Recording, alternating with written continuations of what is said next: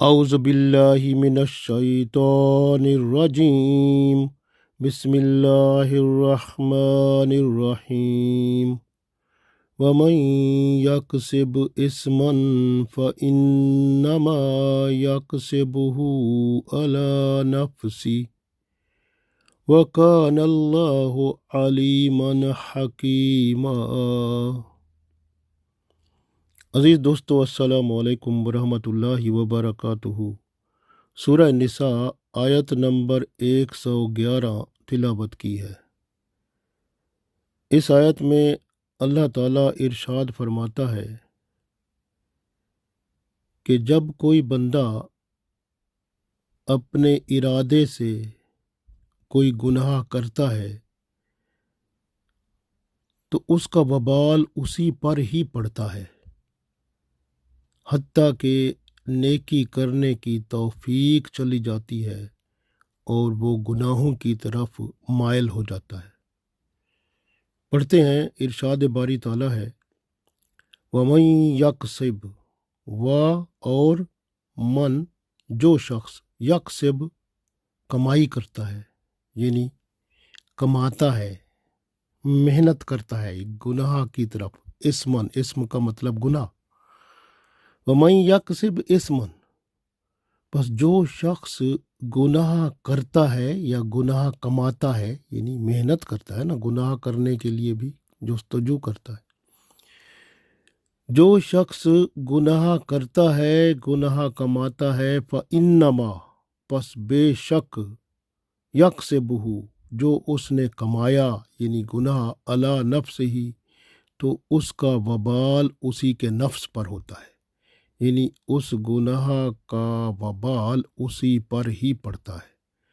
وَقَانَ اللہ، اور اللہ تعالیٰ، علیماً، اللہ تعالیٰ جاننے والا ہے، حکیمہ، حکمت والا ہے۔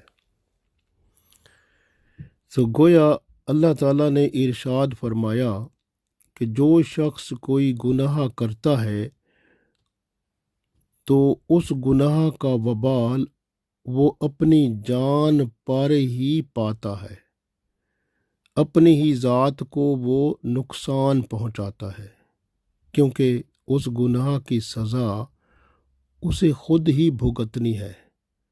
اللہ تعالیٰ تو اس کی ہر حرکت کو خوب جانتا ہے اور حکمت سے اسے چھپائے رکھتا ہے۔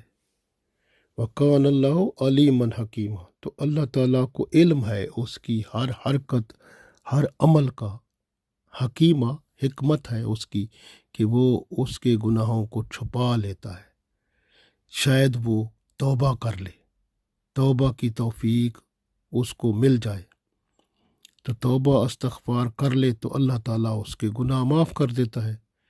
اگر وہ توبہ استغفار نہیں کرتا تو پھر وہ گناہ اپنے اندر رکھتا ہے، اس گناہ کو اس کے دل میں ایک کالے رنگ کے سیاہ دھبے سے اس کے دل کو جیسے کسی چیز کو زنگ لگ جاتا ہے تو اس کا دل بھی اس گناہ کے زنگ سے آلودہ ہو جاتا ہے۔ گویا اس آیت میں اللہ تعالیٰ نے گناہ کے لیے لفظ استعمال کیا اسم، الف سا میم۔ اسم وہ گناہ ہے جو بندہ جان بوجھ کر کرتا ہے، جیسے مطلب آپ دیکھ لیں کہ چوری بندہ کرتا ہے، وہ چوری پہلے وہ سوچتا ہے نا کہ میں اس کی چوری کروں، وہ ارادہ بنا کے جاتا ہے کہ بھئی چوری کروں گا، تو وہ چوری کرنے کا گناہ بھی اپنے اوپر بندہ لیتا ہے کیونکہ وہ خود ارادہ کر کے گیا تھا۔ یہ چوری کرنا ایک ایسا گناہ ہے جس کو بندہ پہلے جان بوجھ کے اس کی پلاننگ کرتا ہے، اس کی منصوبہ بندی کرتا ہے، اور اگر وہ چوری خود کرتا ہے اور پھر اس کا الزام کسی اور پر لگا دے تو یہ گناہ در گناہ ہو گیا، یعنی ایک گناہ پر دوسرا گناہ اس نے کر لیا۔ یہ گناہ ایسا ہے جو کہ بندہ نیت اور ارادے سے کر جاتا ہے۔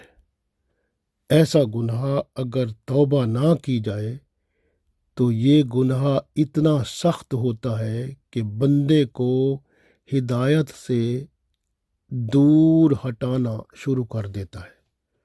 تو گویا ایسا گناہ، یہ اسم ایسا گناہ ہے، یعنی وہ گناہ جو بندہ جان بوجھ کر کرتا ہے، یہ ایسا گناہ ہے جو بندے کو راہ راست سے، صراط مستقیم سے بھی ہٹا دیتا ہے، کیونکہ اس کے بڑے نقصانات ہیں۔ غور کریں کہ یہ گناہ ایسا ہے جس سے بندے میں سب سے پہلی بات جو ہوتی ہے نا، وہ مایوسی پھیل جاتی ہے، اور بندے میں اللہ کا ڈر یا خوف کی بجائے مخلوق کا ڈر آ جاتا ہے۔ یعنی بندہ اب اللہ سے نہیں ڈرتا، لوگوں سے ڈرتا ہے۔ یہ اسی گناہ کی وجہ سے اس میں یہ بات پیدا ہوتی ہے۔ پھر اس میں کیا اور بات ہوتی ہے، یعنی وہ اس گناہ کے بعد اگر توبہ نہیں کرتا تو دوسرے گناہوں کی طرف اس کا رجحان بڑھ جاتا ہے، تو پھر ایسا ہوتا ہے کہ وہ نیکیاں کرنا اسے بڑا مشکل لگتا ہے۔ پھر وہ گناہوں کی طرف اس کی جیسے ڈھلوان بن جاتی ہے نا، تو پھر گناہوں کی طرف اس کا رجحان بڑھتا جاتا ہے اور نیکیوں سے وہ دور ہوتا جاتا ہے۔ یہ اس کا اور زیادہ بڑا نقصان ہے۔ تو پھر شیطان وہ موجود ہوتا ہے، تو وہ اس کو اپنی راہوں پہ چلانا شروع کرتا ہے، تو گویا یہ بندہ پھر شیطان کا پیروکار بن جاتا ہے، اور اللہ اور اس کے رسول صلی اللہ علیہ وآلہ وسلم کی پیروی کرنا اسے مشکل ہو جاتا ہے۔ اللہ کے ہاں بندے، یعنی ایسے بندے کی قدر و قیمت اور عزت نہیں رہتی، کیونکہ یہ گناہ خود کر کے توبہ کرتا نہیں، تو اللہ کے ہاں نہ اس کی قدر و قیمت ہے، نہ اس کی عزت ہے۔ تو اللہ کے ہاں نہ اس کی عزت رہتی ہے، نہ قدر و قیمت رہتی ہے، اور یہ بندہ بذات خود اللہ تعالیٰ کے ادب و احترام کو بھی ایک طرف رکھ دیتا ہے، کیونکہ ایمان کا پہلا تقاضا ہے آمنت باللہ، میں اللہ پر ایمان لایا۔ اب بندہ اللہ پر ایمان لاتا ہے تو بندے کو پتہ ہے کہ اللہ ہر وقت ہر جگہ موجود ہے، کیونکہ اللہ ہے نا بصیر، واللہ بصیر بالعباد، تو اللہ بندوں کو دیکھتا ہے، بصیر دیکھنے والا۔ تو بندہ جب گناہ کرتا ہے تو اللہ دیکھتا ہے نا، واللہ سمیع علیم، اللہ سنتا بھی ہے اور علم بھی رکھتا ہے۔ تو گناہ جب بندہ کرتا ہے تو وہ گناہ کو اللہ دیکھتا بھی ہے، اس کو سنتا بھی ہے، اس کا علم بھی اللہ کو ہوتا ہے۔ جب بندے کا اللہ پر ایمان ہوتا ہے تو وہ گناہ اس سے کیسے ہوتا ہے؟ اس کو پتہ ہے اللہ مجھے دیکھ رہا ہے، اللہ سن رہا ہے، اور اللہ کو سب معلوم ہے، تو میں گناہ کروں گا تو اللہ کے سامنے مجھے شرم نہیں آئے گی کیا؟ تو پھر بھی وہ گناہ کر لیتا ہے، تو بعد میں وہ ندامت جو ہے اگر اس کو ہو جائے اور اپنے آپ کو ملامت کرے اور اللہ کے ہاں معافی مانگ لے، استغفار کر لے، توبہ کر لے، تو اللہ معاف کر دیتا ہے۔ لیکن اگر توبہ نہ کرے تو پھر ایک گناہ سے دوسرا اور پھر دوسرے سے تیسرا ایسے پیدا ہوتا جاتا ہے۔ اور اس کا سب سے بڑا نقصان یہ بھی ہوتا ہے، گناہ کرنے والے کو رسوائی ملتی ہے۔ اگر اسلامی حکومت ہو تو گناہ ایسے ہیں جن کی سزا ملتی ہے، جیسے زنا کرے یا کوئی کسی پر تہمت لگائے تو سزا ملتی ہے۔ اور اگر اسلامی حکومت نہ ہو تو پھر بندے کو طرح طرح کی مشکلات اور مصیبتوں سے واسطہ پڑتا ہے۔ یاد رکھیں آخرت کا عذاب الگ ہے۔ ایک اور مسئلہ بھی ہوتا ہے کہ جو بندہ گناہ کرتا ہے، اس گناہ کی وجہ سے بعض اوقات وہ بیمار ہو جاتا ہے، اور یا پھر وہ کسی تکلیف میں مبتلا ہو جاتا ہے، تو بیماری اور تکلیف بعض اوقات کسی گناہ کی وجہ سے بندے پر مسلط ہو جاتی ہے۔ دیکھ لیں کہ کتنا گناہوں کا وبال بندے پر پڑتا ہے۔ جب کوئی اللہ کا حکم توڑتا ہے یا اللہ کے کسی بندے کی حق تلفی کرتا ہے، وہ اللہ کا کچھ نہیں بگاڑ سکتا اور نہ ہی وہ مسلمانوں کا کچھ بگاڑ سکتا ہے، بلکہ وہ اپنا ہی کچھ بگاڑ لیتا ہے۔ وہی گناہ جو اس نے کیا ہے اس کا وبال اسی پر ہی پڑتا ہے اور وہ خود مصیبت میں مبتلا ہوتا ہے، دنیا میں بھی اور آخرت میں بھی۔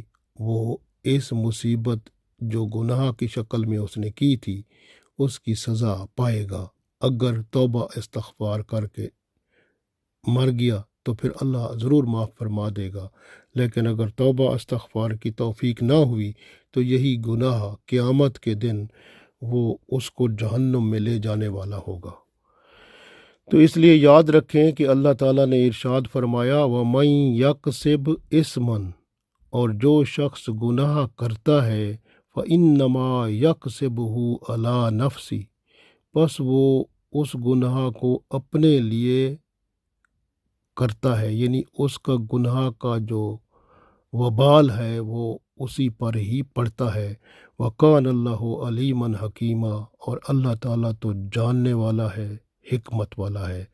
اللہ اس کے گناہوں کو، بندے کے گناہوں کو دیکھتا ہے اور اپنی حکمت سے اسے چھپائے رکھتا ہے تاکہ یہ گناہ سے استغفار توبہ کر لے، معافی مانگ لے اور راہ راست پر صراط مستقیم پر آ جائے۔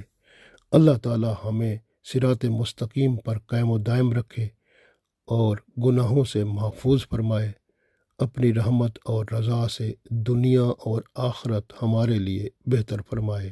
آمین۔